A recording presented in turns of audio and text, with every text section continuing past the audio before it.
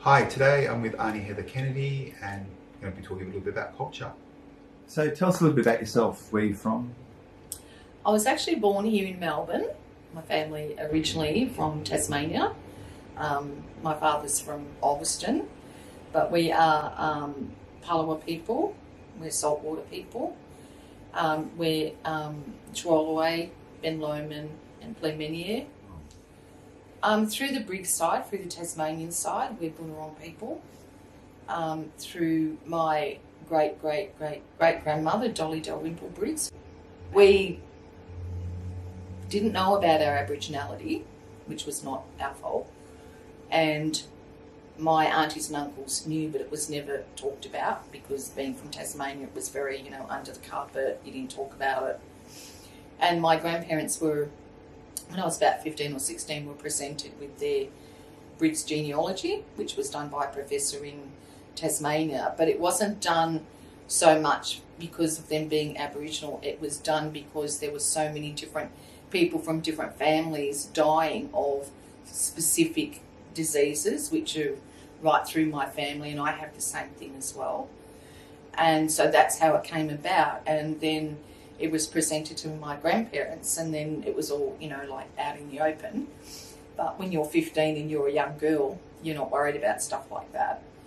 And it was when I got older that I started to realise, because I'm the fairest one in the family and always considered the black sheep of the family, non-conformist, and I kind of thought, you know what, I don't feel like I really fit in anywhere. Something's not right, something's missing.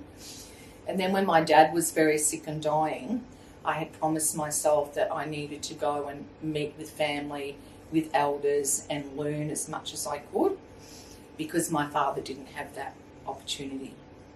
And so that's really when I felt that I was of age to and mature enough to do all these things and have an understanding of our family and family history, especially being Tasmanian and learning about the invasion of Tasmania and the atrocities that happened to our people. And it just kind of went from there. And then I went and stayed with family, stayed with elders, and learned as much as I possibly could and kept coming back. And I was very fortunate that an old auntie and a few cousins had got together and decided that a gift for me when I was leaving to come back to Melbourne, to the mainland, was to give me a gift. And I was like, being brought up to be respectful of my elders, you shouldn't have done that. And they said, no, it's not a physical gift that you can take. And I was like, okay. And they said, the elders have got together, they've all been watching you. And I'm like, how have they been watching me, Mind you, I was quite young then and very naive and very shy. And they said, no, they've given you your language name. And I was like, oh, okay. So they told me what it was, which is me Tavernier. And I said, what does that mean? And they went, little black possum. And I was kind of like, I'm not a little black possum. But as I got older, I started to realise why they gave me the name, because they had explained, they've been watching you. You're like this little possum that just sits up in the tree and just watches everything and takes it all in. And at that time, that didn't really mean much to me, and I was still finding my way. But as I've gotten older, I start to realise, yes, they're right, because I will sit and watch and take in and will say something respectfully, but then leave it at that. And so that's meant a lot to me to have that. And I'm the only member of my family that does have a language name. So how has history actually impacted on you and your family? I would say in the sense of many times the non-acceptance of Tasmanian Aboriginal people because we're fair. And that's not just out there in your mainstream, that's also in your own Aboriginal communities who, unfortunately, these days judge people on their colour rather than who their mob are and who they are. And that has been quite stressful for me at times, where I've just gone, who gives this person the right to question who you are when you know who you are. And it's not like you're doing it for monetary gain or anything. You're doing it because that is your birthright, as it was your parents' birthright and your grandparents' birthright. And because of the history of Tasmania, and this is what I say to people, before you judge us, please learn our history of what happened to our people, to our ancestors. And once you understand that, you will understand where we're coming from. And it's very sad because I have found over the years that in this generation, it's becoming even more that, that whiteness seems to be a thing. And it should not be that. It should not be about the colour of your skin. It should be about who you are, who your family are, who your mob are, and the fact that you're proud to identify as being an Aboriginal person, no matter what colour your skin is. And it's a little saying I have, is that if you have a cup of black coffee and you put milk in it, it's still coffee, isn't it? What's the difference? Just the colour. Can you share an experience or a time in your life where people haven't accepted you, and how did that make you feel, and what did you do to overcome that? Well, there's been many situations. Not a specific one, but me being an extremely independent person who's virtually looked after myself from the age of 13 and never relied on anyone for anything. I could have walked away and gone, if this is what Aboriginal is about, I don't want to know. But I was the other way, whereas I was like, no, this is my birthright, as it was my father's. And I just dug my heels in even more, because I thought, if I walk away, you're achieving exactly what you want. But I'm staying here and I'm standing my ground and I know who I am and I have every right to do this. And it's actually made me a much stronger person within myself. And like I said, people have the issue, not me. What do you think are some of the issues that Aboriginal people are facing?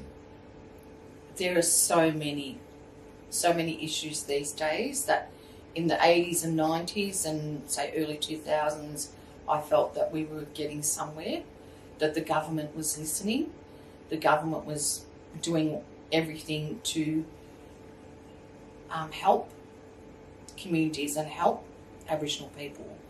Unfortunately, and I'm going to get political here, when we got the likes of Howard and Abbott and the last Prime Minister and this one that's in now, they don't give a damn about Aboriginal people.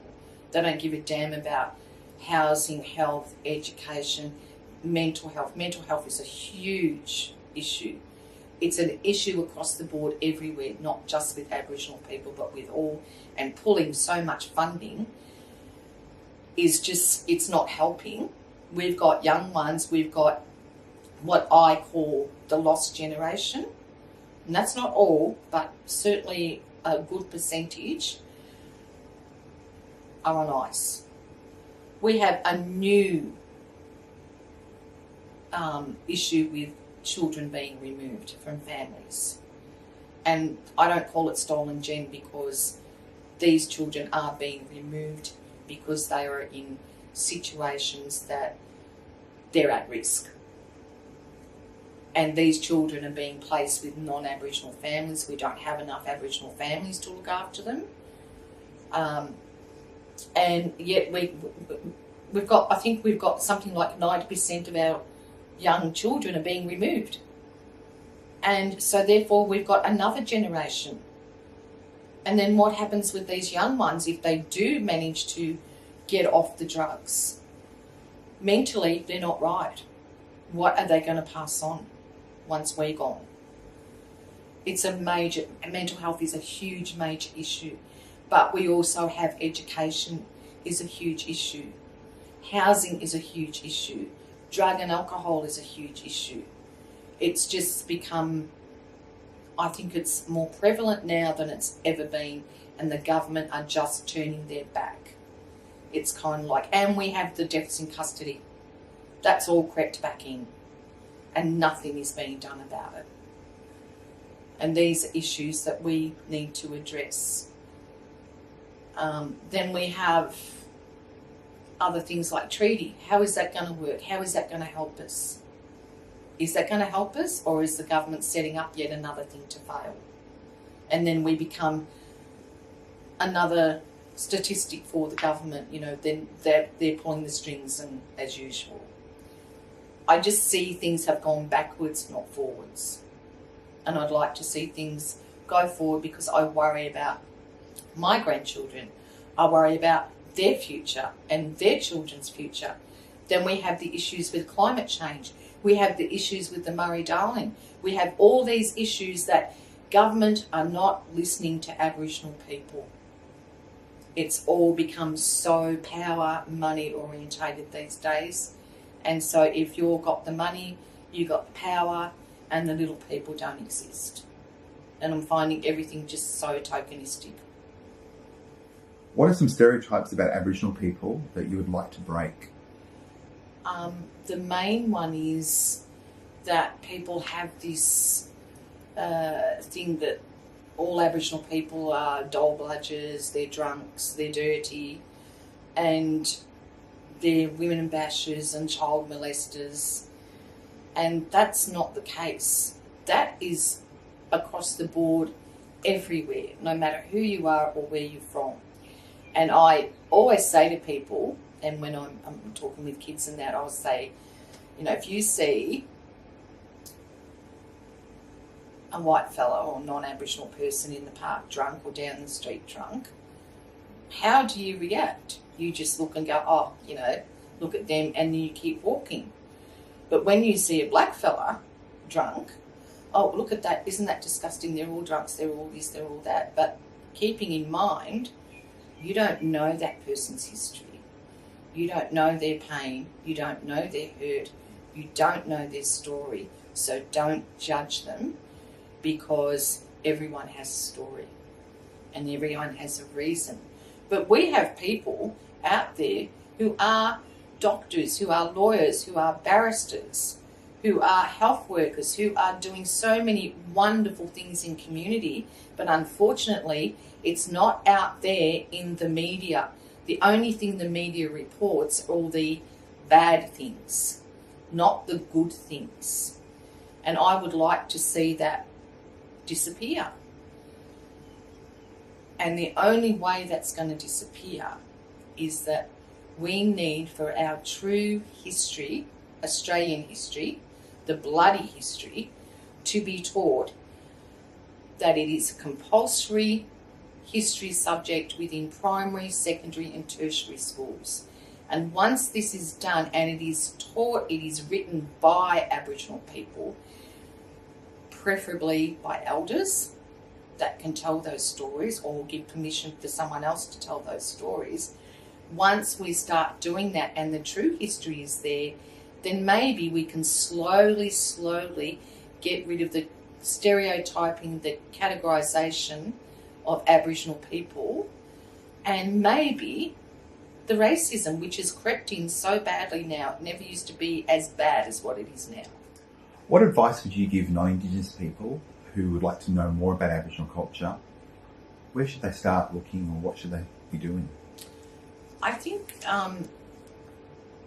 go to your local community organisations, maybe ask to do some voluntary work within organisations. Doesn't matter where. That's where you'll get that experience of working in community. But most of all, go in because that's really what you want to do, and not be tokenistic about like, oh, I'm doing this in community, so I know everything about Aboriginal people. It's like someone who a lot of people say this, oh, I've been to Alice Springs, so I know about Aboriginal people. Excuse me, we come from everywhere. We're not just Alice Springs people. So go to your local community organisations. Get involved. You don't have to be there 24/7, but put your hand up if you seriously want to know about things. That's how to do it. The other things, go work in communities. Go to remote communities. Go live in community. Do volunteer work in community. That's how you will learn. What attributes or skills do you think an elder should have, an Aboriginal elder should have? I think I have elders whom I look up to, and I see them as my mentors that I can talk to if I have a problem or if I'm not sure about something, or they can guide me in what direction they, if I do something wrong, they'll certainly tell me. And I would like to, how I see an elder is someone who is, you don't just appoint yourself as an elder. It is a role that you earn. It is a role that is given to you because you are the most suitable person that people can go to and trust and mentor, but also to tell stories to tell history to. If you had a chance to be able to change things, where could we start? Education. I will keep pushing this. The true Australian history needs to be told. And once that's told, once that is a mandatory, compulsory component of subjects within primary, secondary and tertiary school, then people will have a better understanding as to what has gone on, rather than what they're taught is that Captain Cook discovered Australia. Yeah, so what? We were here. Our people were here. People don't know about Terranalias.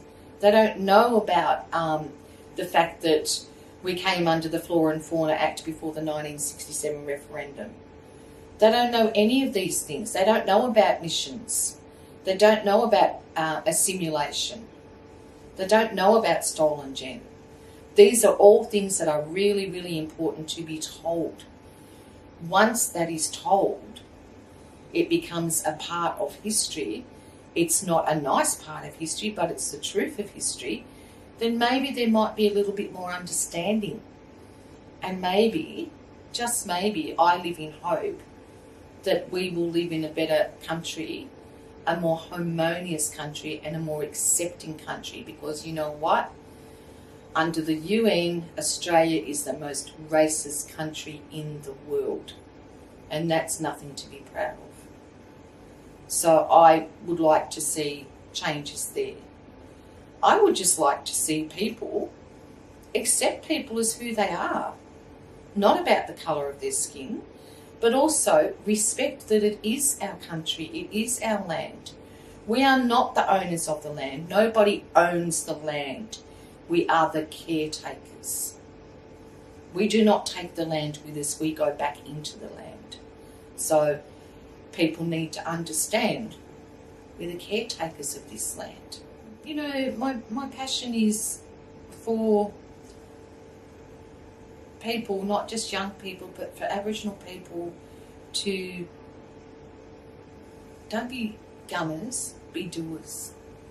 And get an education.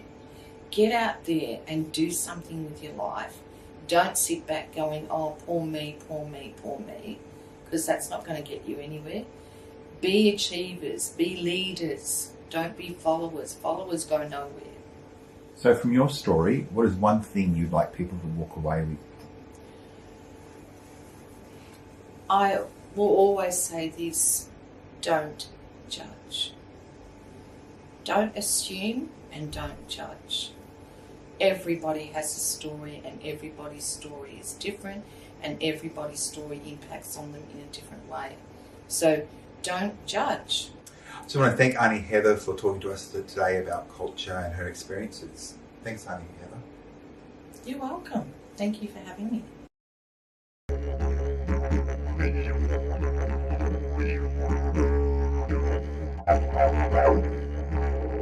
You